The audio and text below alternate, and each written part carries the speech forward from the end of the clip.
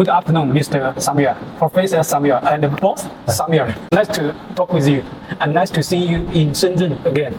Yeah, good afternoon, Mr. David. Meet with you again after a long time. Yeah, several years. And it's also good to be in Shenzhen. Yeah, actually, I have so many different foreign students to study in China. I met some, they just again achieved success in China. Okay, some they didn't finish their study, or they have got this or that kind of problems.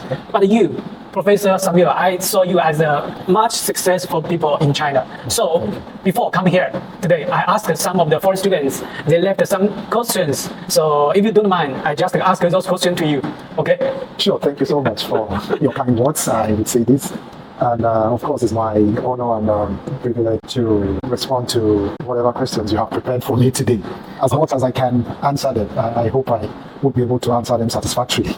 Okay. So, do you remember that why did you come to study in China? Why didn't you choose to study in UK, US, or any other countries? Yeah, of course, I did remember how the journey to China became a reality. Actually, what happened then is that I think around early 2014, when I was about when I was about completing my master's degree study at the Federal University of Technology in Akure, Nigeria. Nigeria. So I got to receive an information about scholarship opportunities for Ph.D. in China. And of course, before that, from one of my lecturers in my department, the Department of Computer Science. But before that, I had started looking out for PhD opportunities. Of course, not in China, to be candid with you, mostly in England and some in America, some in Canada. But when my lecturer introduced the scholarship, it's called the Castle's Presidential Scholarship for PhD Study in China, to me, I went through the information she shared with me, and I saw that this could also be a very good opportunity for me to pursue my PhD degree outside Nigeria, which I had always wanted to do. So that was how the application process, the eligibility criteria. I saw that I'm eligible and tried to prepare my documents and meet the application and submitted. Like I said a while ago, I also applied to several other countries. But somehow, I would say fortunately, the admission for China came first. Okay, came first? Yes. So as at the time they released the candidate that was successful for the PhD admission and scholarship in China. Scholarship in China, okay. Yeah, the other applications I made to other countries had not been released then. So this was one of the major motivations for me to eventually pick up this opportunity, and I came to China. So that's how I ended up to China. And of course, looking at the scholarship itself and the stipend and of course being the University of Chinese Academy of Sciences is not a bad one then. So I had to accept the offer and I came here. And it's been a wonderful experience since coming to China till date for me.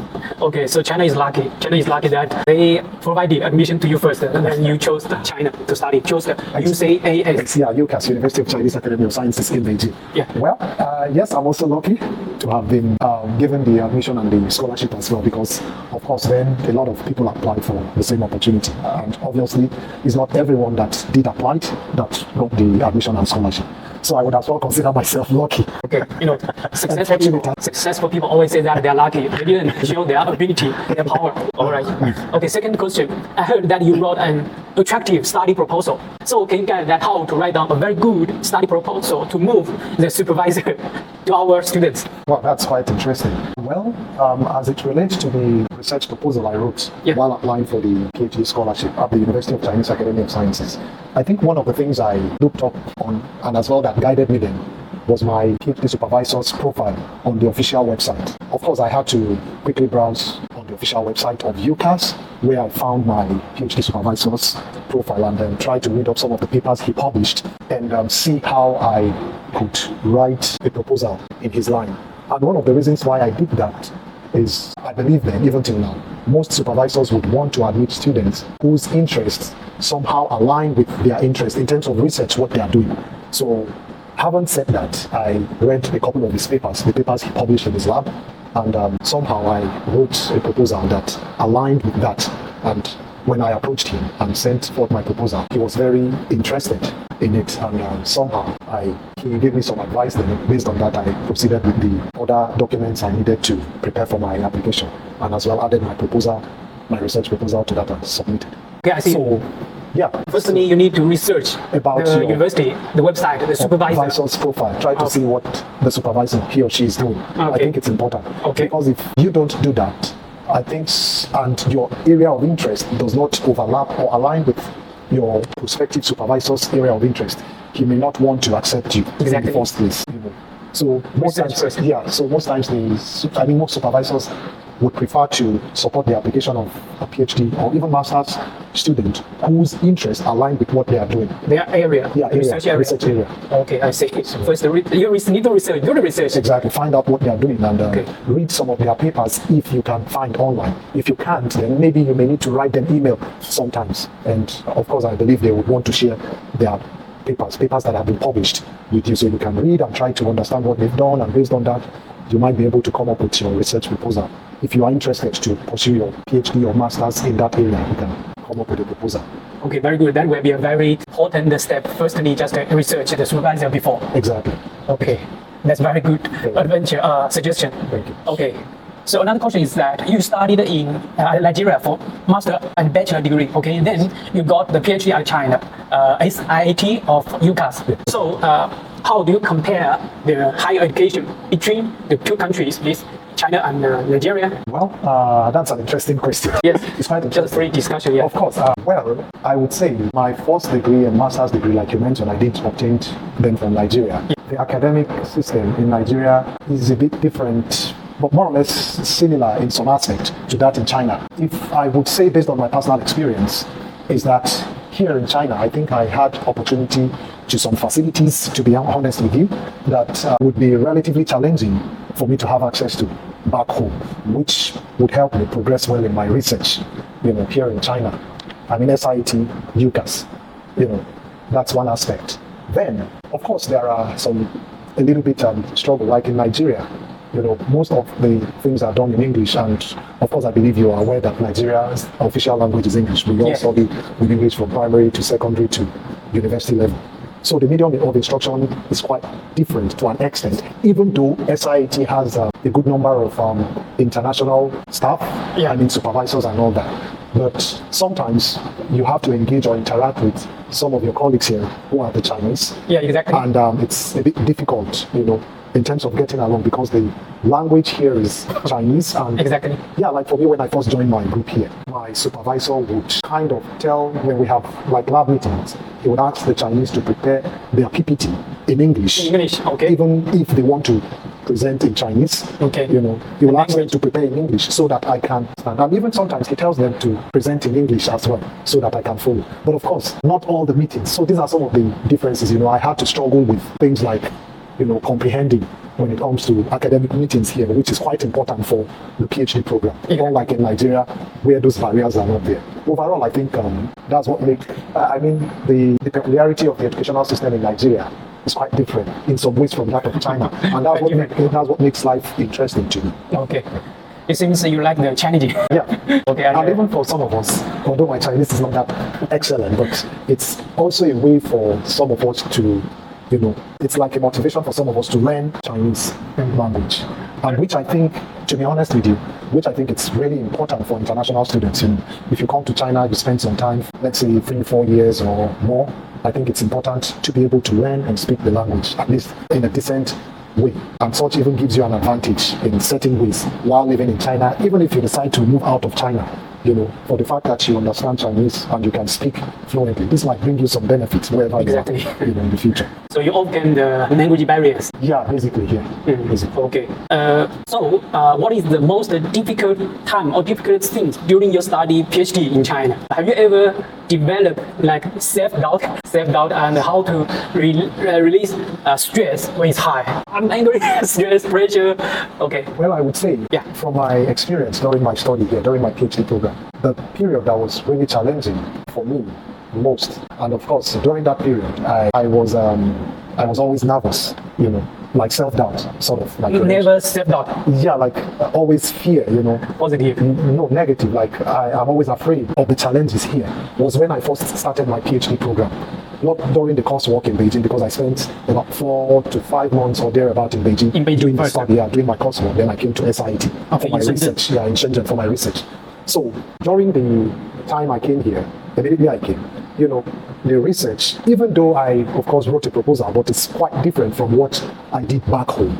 And in the first few months, it was really challenging for me. I think at some point, to be honest with you, because I was working in Nigeria, I resigned my job. Resigned? Yeah, before coming for my PhD, and I already told my family, my friends, close friends, that I'm going to China for study. Yeah, it was quite challenging for the first few months here, because I really struggled with understanding the project itself when I started. You know, and sometimes I'll like have this doubt in me that, can I really make it here? Self-doubt. Yes, like self-doubt. Can I make it? But how did I overcome this? Well, as a result of the fear, then was really much. I had to spend a lot of time studying. You know, it may be funny to hear this. Sometimes I barely sleep 5 hours a day at the beginning of my program. 5 hours a day? Yes, because I'm always afraid, and I'm afraid of the fact that I can't go back. I just look that I can't go back home, you know, because there is nothing. I was working, I resigned my job. If I go back, nothing. And the program is quite difficult. I mean, understanding basic things and even how to start my main research project here at SIAT. It was really difficult then. So, but how I overcame this is what I told you. Like, I had to spend much time, you know, studying about the basics, then trying to ask people around if I don't understand certain things in my group. And also, I really used a lot of tools on the internet, like YouTube, try to watch videos related, read so much. And as time progresses, my confidence increases. Kept increasing like that, and in about 6 to about 8 months, I think I was able to overcome most of those self-doubt and fear. But initially it was really terrible. Yeah, and I was like thinking, oh, I hope I've not made a mistake coming for PhD. Okay, so how to release the stress? Well, one of the ways I usually take off stress, even during that time, that period of time, what I do, even though I used to have short time sleep, I just try to, you know, engage in some sort of physical activities, like exercise activities. Okay. Like then SIAT has this football team. Yeah, we used to, maybe you're not very familiar with the environment. We used to play football in a basketball court. Okay. So sometimes I just, regardless of what the situation is, I just try to make out time to go and play football. I also play table tennis sometimes. We have to, ping pong. We have court here. I think it's 7th floor in the SIAT building itself, the main building B. We have a table tennis court, so I go there to play table tennis sometimes. And sometimes I listen to music. Oh, okay. Just try to forget about everything. Forget the stress, forget the pressure. Try to pressure and listen to music. Yeah, just make you feel free. Exactly. Okay, I see. That's good. Playing and music. And also sharing my, you know, what I'm going through. You know, I share it then with my wife. With family members? Yeah, family members, and basically my wife then, and she would encourage me, you know. Encourage you? Yeah, and just try to tell me that don't worry, it's just a matter of time. Things will become clearer, things will become better. Okay, I see. Like this. So these are some of the strategies I use then. Good. Hope you guys can study from Professor Samir. When you meet pressure, just study like some physical exercises, get some take support. A break, you know, get involved in some kind of physical exercise. If you have some hobbies, maybe sport, you engage in them. Like I play soccer, football, I play table tennis, and and also try to talk to people. Yeah, listen to music sometimes. Talk to people you trust. You know, share some of your challenges with them. You know, especially people you know very well and that you trust. And sometimes maybe people that are ahead of you that have gone through similar challenges, they might be able to guide you or advise you on what to do. Okay, more discussion. Yeah. Okay. So another question: is there any difference between reading a PhD and what do you imagine? Okay, maybe before you come to study the PhD in China, you have imagined about it, and after you came, is it just almost the same to you imagine before you came? Well, to be honest with you, studying PhD before coming and when I came, as in my perception about PhD study before I came and after I came to China. Yeah, in answering this question, I think before coming to China, I've heard a lot about what a PhD degree looks like. Of course, I know it's the highest academic degree, and to some extent, I've seen all the rigor that PhD students go through in Nigeria, even though I was never a PhD student in Nigeria. But when I came here, I was kind of prepared. Prepared my mind. But to be honest with you, I never knew that PhD would be that tough. Yeah, it was really tough. PhD is not easy, and at some point, I felt very tired. Tired? Yeah. And at some point, also, it's like the program is not going to come to an end. But somehow, thanks to God and thanks to the support I had from people around me, I was able to maintain my confidence and kept moving until I completed it. So perception might be different from the actual reality, which actually happened to me at some stage of the PhD program. Okay. So next question is, it's tough during your PhD studies. Then what kind of strength do you suggest to study PhD? Okay, not only in China. Okay, maybe student you want to purchase a PhD degree. So which kind of student you suggest? The question is quite not very direct, but I'll try to answer as much as I can. I think one thing I always would advise is, to be honest with you, having genuine interest. Genuine interest. Especially at PhD level is really important. Because like I said in responding to the previous question, you asked me, PhD is tough, and for things that are tough, if you have genuine interest, it means more or less it's something you are kind of fated. Okay. Naturally motivated to do. You may need push, but in the actual sense, you may not really need somebody to be pushing you. You have the motivation, you have the zeal to study in that area, to dig further. Otherwise, then it's really difficult. I think I would recommend that have genuine interest. Genuine interest. Yeah, which if you have genuine interest, of course, you want to know more, you want to do more. And sometimes, of course, it will be tiring. But even when it gets to that stage, you always have some energy, positive energy to keep going in the process.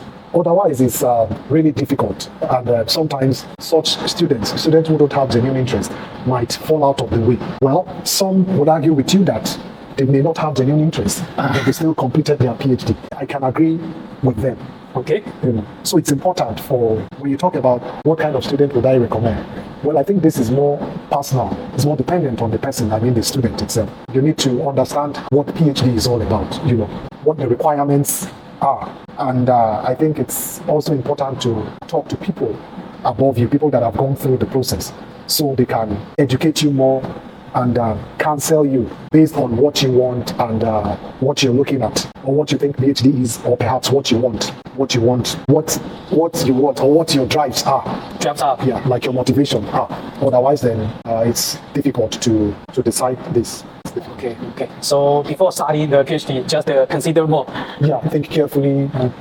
Try to understand what are the requirements, what the whole journey looks like, and also try to talk to people that are ahead in your field. People that can educate you more, provide you with guidance, PhD program. Okay, ask more before making a PhD study decision. Yeah, it's important. Because PhD is, like I said, it's tough. But of course, it's tough. That doesn't mean people are not going through it successfully. Of course, we have many people that have, and still doing, people are doing it and they've done it successfully. Many. Okay. The first part. Okay, let's go to your area.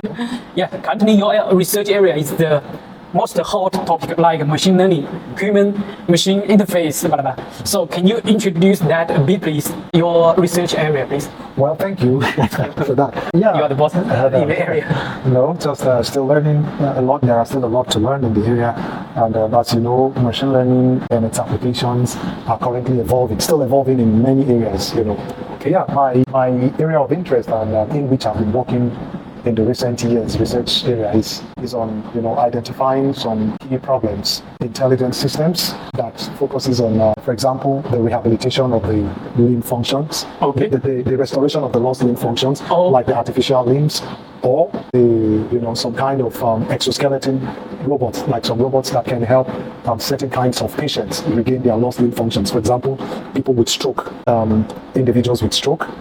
So what I'm interested in is to see how we can use this kind of technology to develop this type of tools and techniques, to develop technology so that can help these individuals restore their limb functions in a more efficient way compared to the traditional technologies that are available out there. So this is one aspect. Another aspect that I have also been looking at and I've been working on in the recent years is to use some kind of machine learning, signal processing and AI tools and techniques. ChatGPT is an example. Sort of to develop, solutions that can help medical experts or healthcare professionals diagnose certain diseases more easily, accurately, and timely. So with this in place, they can easily administer treatment or therapy to such patients.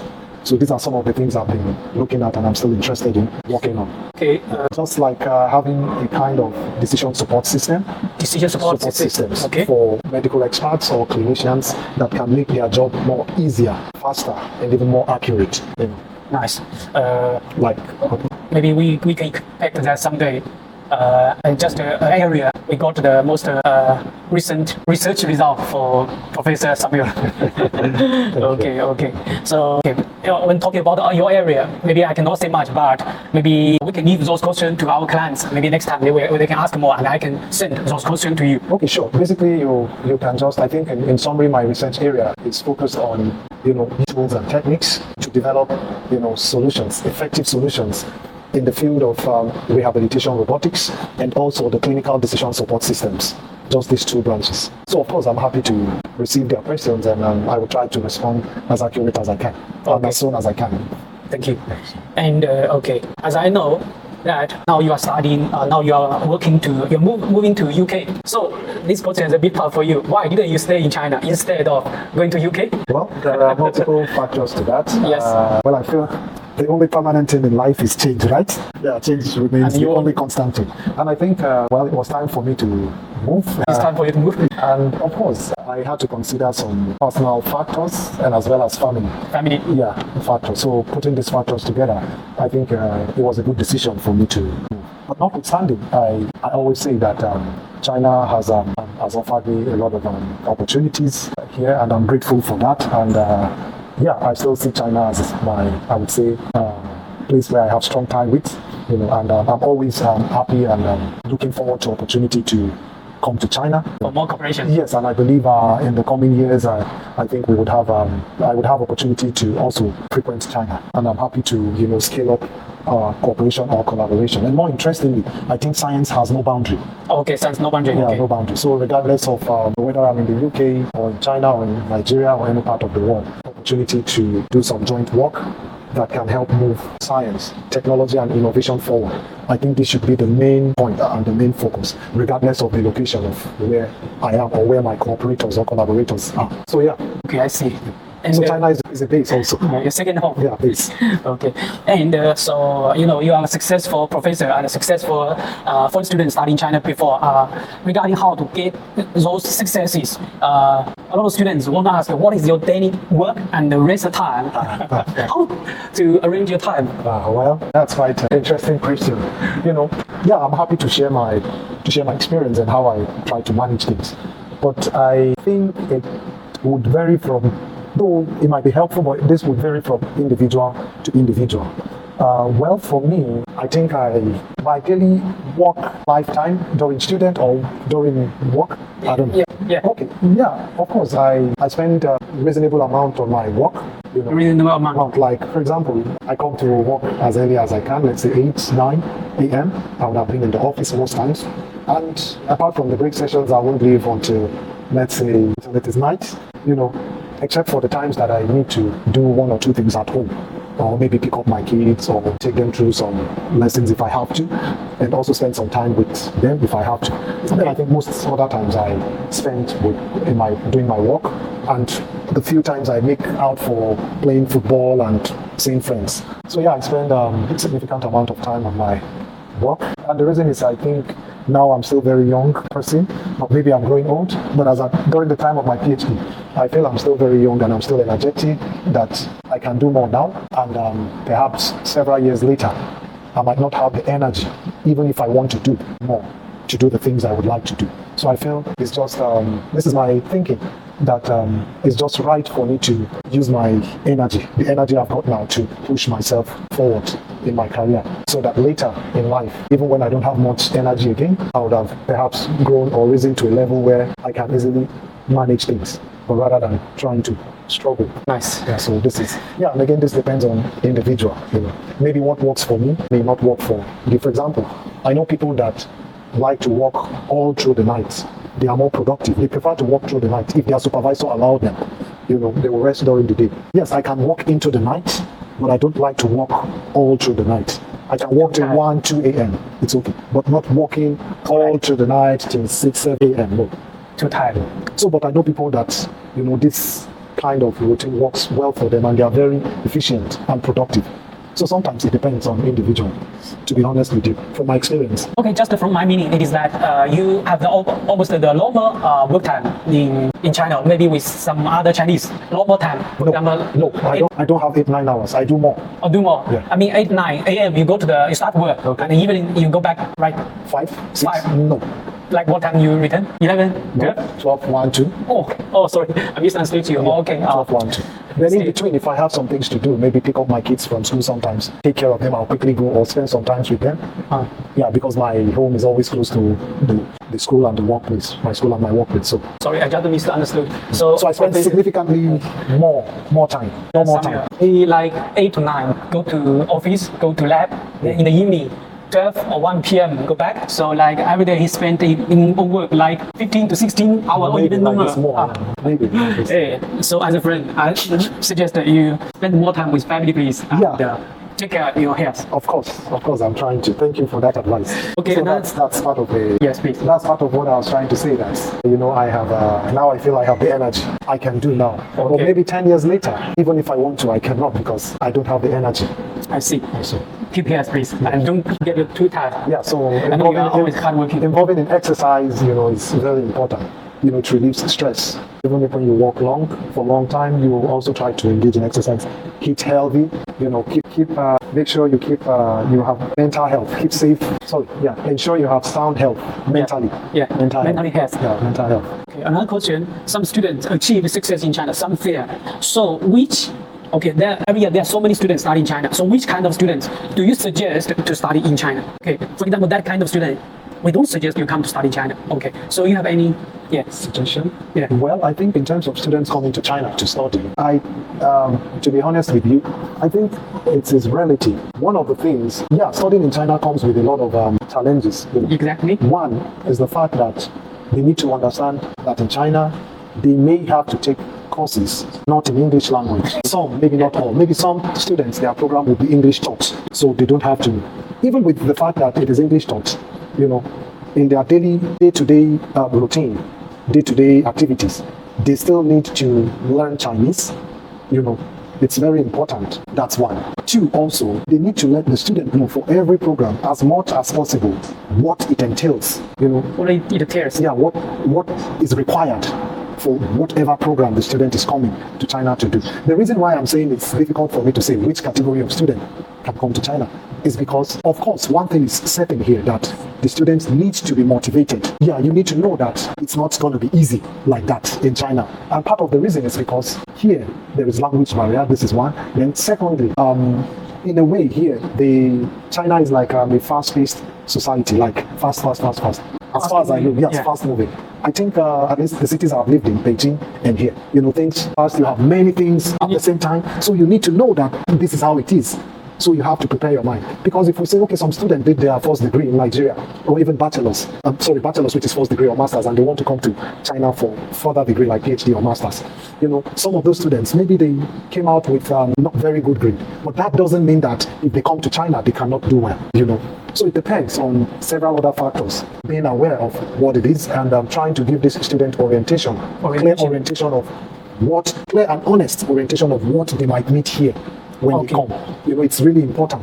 For example, if you have certain requirement for graduation, you need to let them know. And this is why sometimes it's also important for somebody, if you have somebody from those category of students country, you can talk to that person to be part of the orientation team, to brief the student from his or her country, telling them what it feels like. That is not as if you're trying to scare them, but just to give them an idea of what they will meet. Maybe not exactly, but telling the truth. Yeah, something that is close to what the reality is here, so that they will now look whether it's something they can cope with or not. And of course, that shouldn't stop you from still doing if there are ways you check whether they have the minimum requirement or qualification based on their previous studies. You can do that, but in addition to that, you can also incorporate this kind of orientation session. So I think with this, some of them may say, they can't go through such stress. Even if some know they cannot and they still come, it will be in record that you made all these things, at least to a great extent, known to them before they came to China, that they are aware to an extent of some of the requirements for their study in China and what life would look like for them. So it will be in record that you made everything plain. So if they decide to come, I think, especially those that would pass your tests, your criteria of selecting, I'm sure it's not all students you would want to select to come to China. So once you select those guys, those selected ones, you still subject them to this kind of orientation and see maybe some will drop by themselves. If they don't and they come, it's in record that you played your role. Okay. I think because it's difficult to say, you are not qualified. especially when you pass your test. How do you say, okay, you can't come, you can come? It's difficult. Yeah. So before coming They to China, understand their ability, they know themselves better. yeah. You know. So before coming to China, And that gives them opportunity to ask many questions. Some would want to ask more questions. just the feedback. Exactly. Because when you give them that orientation, I believe some, if not all, would want to ask more because they want to be clear. Yeah. And in that process also, you'll have opportunity to engage with them and try to make things as clear as possible. Okay. So now it's not left for them to finally decide whether they want to come or not. Just firstly, before coming to China, you need to know there is language barrier. Secondly, Absolutely. Then the program here is very, very many things, go very fast. knowing the Fast-paced. faster steps. Maybe might be faster than really, or maybe other countries. Okay, and find one reliable person and Yes, ask from that country possibly. ask as more questions as you can. Just Yes. know. Let the person tell them Choose, what it looks like Yeah. in his or her university. You can have one or two people from different universities. They share their experience, what it looks like. Okay. And of course, not to scare them. Those people can also give them some. If Just they tell have them any, the truth. yeah, and if they have any advice to give them, now don't worry, you can overcome this, but this is what it would look like. Okay. Okay. Last question. Thank you very much for just answering those questions before. And every year we have so many questions, so many students. And as a successful student in China, do you have anything more you want to share to the coming students to China? Thank you, and it's always my pleasure to be part of initiatives like this, that centers on helping and let's say international communities and students in terms of being more informed. Yeah. And which I believe will also help them to make better decisions. Yes, exactly. And also make maximum or maximize whatever opportunity that comes to them, especially when they come to China. So I'm always happy to be part of this. Yeah, in terms of advice for incoming students, I think one of the things I would say is that the incoming students need to, if possible, have someone or know someone. If they have someone in China for coming, it's good to connect with the person. For example, maybe like you, and try to find out rather than depending on internet. You can read things online, but if you have someone, maybe it's better. That doesn't stop you from reading about how things are done here in China, particularly with respect to their programs. They should try as much as possible to find out more information about their program. Maybe they can't have 100% knowledge of how the program is, but at least have clear to an extent, have an understanding of what the program would look like, what are the requirements, for their programs, and if there are any kind of barriers, like language, maybe culture, cultural barriers, food, and the laws, and how do I put it? China, lifestyle in China, the laws and policies might be different in China compared to different countries. Your home country? Yes. So maybe what is allowed in my country may not be allowed in China. Here. Yes. So that they don't make some very simple mistake that will cost them a lot, in terms of their study or even their living in China. So I think, I think this is very important. If they have someone here, I think it will be helpful. They shouldn't hesitate connecting or contacting that person in an attempt to find out more about the program they are interested in coming to China to study, what it would look like, and various other things like culture, the lifestyle and system in China. I think it's important. It's an important thing for them, in my opinion. Okay, thank you very much, Professor Samuel. I think we already talked a long time. I know you have a meeting this afternoon. So maybe if we have further questions, we can just communicate with WhatsApp or WeChat or anything else ways. Thank you very much for joining us today. Thank you. So I'm today, I'm glad to always, honor your invitation, and also glad to discuss things that centers around, international students, having good life, memory, and experience in China. And not just in China, I think in every part of the world. So this is my pleasure. Okay. And I hope we would have an opportunity to meet again and discuss some of these things in the future. Okay, thank you very much. My pleasure always. Thank you. Thank you once again. Okay, Yeah, goodbye. Yeah, goodbye.